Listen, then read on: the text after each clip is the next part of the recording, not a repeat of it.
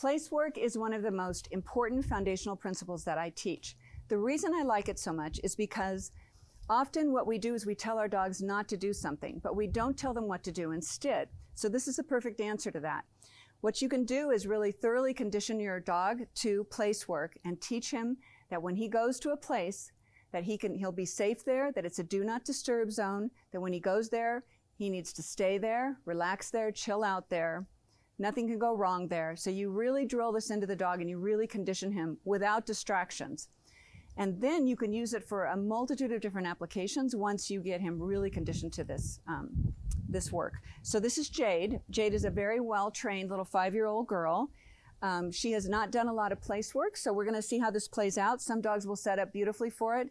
Others act like they've been doing it for 10 years. So we're just gonna see how it goes, but she's got a lot of training in her already, just not a lot of specific training to do place work. So what I'm gonna do is I'm going to walk towards the place, and then what I'm gonna do is say the word place or the verbal cue place, just the step there, just before I put her on place, okay? So we're gonna go like this. Place. So this is pretty typical. The dogs want to scent the board first. A lot of dogs have been on here, even if they weren't. Just the very fact that she's on something that she's never been on before is interesting to her, so she's going to scent it. So now all I'm going to do is use the least amount of pressure, no more than that, to keep her on place. She's a calm dog, so she's going to be really good at this. So I don't want to use any more because I always want to use, less is always more with dog training. So if I can accomplish more with less, why wouldn't I, right? So I don't want to be pulling the leash here and there and using a lot of force on her at all. It's not necessary. And this is going to help her really relax because I'm not putting any pressure on the leash. So she's already pretty dialed in. So all I'm going to do is leave her on here. Now, if she starts to get off, as you can see, I used a little bit of leash pressure, right, to get her back. I'm going to turn and face her. So in this case, I'm using some spatial pressure. So I'm actually like pressing in on her, which is in a form of spatial pressure, which is also a form of psychological pressure. Most dogs recognize that right away as the language of dogs, of a lot of animals in the animal kingdom. Humans even use it. We just don't really talk about how we use it, but we do. So I just want to keep her on there with the least amount of pressure possible. And for the very first time, I just want to be able, you see I used a little pressure there. I want to be able to walk around her. So I like the eye contact there. So she doesn't know what I want yet, right? So every time she starts to come off, I just use a little bit of pressure to keep her on.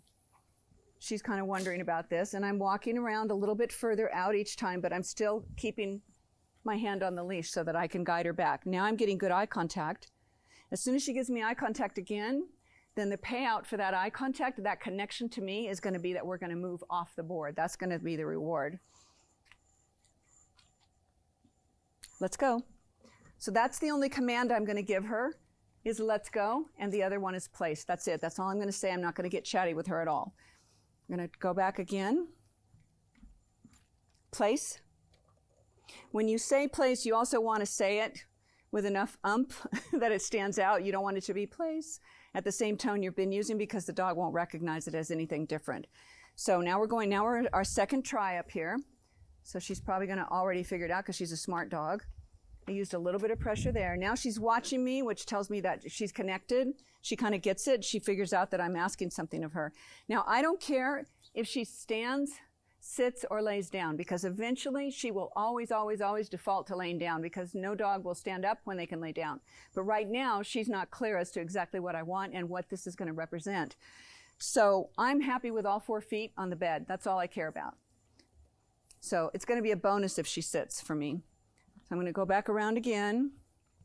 I'm going to give her more opportunities to basically break the command because that gives me an opportunity to teach her a little bit more. So I'm using a little bit of pressure. That's perfect. See, then they come right back up because she's not thoroughly conditioned yet. So a little bit of pressure. There you go. I'm going to walk out a little further. Now I've only got the very end of the loop here. So she could actually go quite a ways off if I wasn't right on her.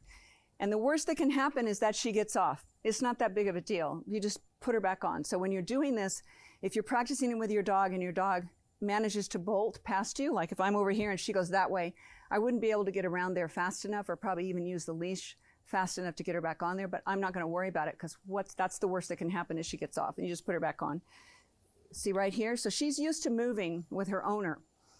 She walks off leash a lot, and so she's really connected to a human. And so when the human moves, she's used to being able to move with the human. So she's really trying to just do what she's supposed to do right here. But I'm just explaining to her, using a little bit of pressure, that I want her to stay here.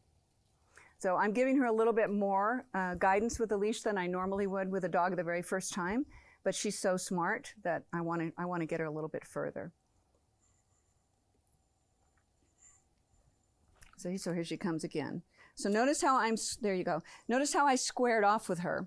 So if she's coming out in this direction, I'm not going to be able to influence her behavior by standing over here. I have to be squared off down the spine. And then my spatial pressure is really going to have meaning to her.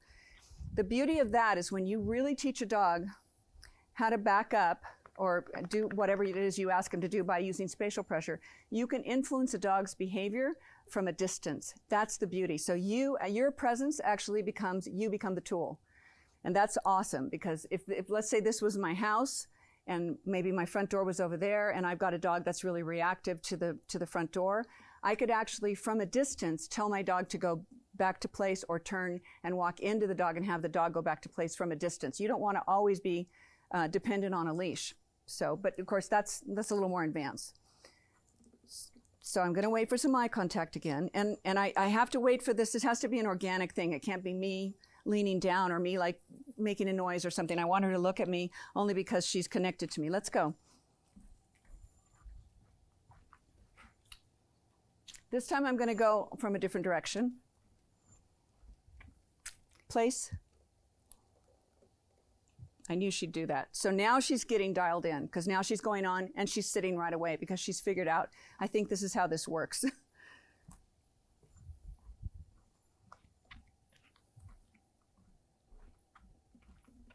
So you little spatial pressure here. You notice I didn't use the leash this time because my instinct tells me she doesn't need leash pressure anymore. So I'm gonna take a risk. I'm gonna drop the leash. I'm gonna step away. And I'm just going to be prepared. If she needs more information on what to do, then I'm going to need to move in. So this will be a little more tempting because I'm walking behind her. She's being really good. Now, here's the next step. When I pick up this leash, it's not an invitation for her to come off the place. Most of the time, we train our dogs inadvertently that when we touch the leash, it's an exciting thing. It means we're going on a walk. So a lot of times what I'll do is I'll pick up the leash and then I drop it again. It's kind of like a psych. That's not what I meant. Because I don't want that leash to represent anything to her. I want her to know that the only way she's coming off the place is if I invite her off. So she did really well with that. So this is actually almost over. When you start teaching your dog place work, I don't want you to do it for more than about 5 to 7 minutes tops. You can do it multiple times a day. That's the best way to do it, is maybe 3-4 times a day. If you do 5 to 7 minute sessions, that's between 20 and 25 minute commitment in a day. That's nothing. And the rewards you'll get from it are unbelievable. So we're going to try this again. I'm going to get some eye contact with her, invite her off. She's going to sit right now. Beautiful. Now notice I didn't say sit. I didn't go into this big fuss with her. I didn't go into lots of affection. I didn't use food. Food conditions the brain to be excited. I'm not going to use food in an exercise where I'm trying to create calm. That would be counterintuitive, okay? So, got eye contact, let's go. Now I got a real good bond with her. I'm going to put her back on, let's go. Now watch my leash here, the guidance, only guidance. Place. So I used, this is the very first time this dog has ever done this. And I didn't even need to use leash pressure to get her on there. She already figured it out. So I would end it right here. This would be it. I'm going to stand right here. I'm not going to call her off from a distance because I don't want her used to looking at me from a distance and as soon as she makes eye contact, bolting off the place. I want to be the one to put her on and the one to take her off. So I'm going to take her leash again. Wait for some eye contact. I'm going to get her in a nice...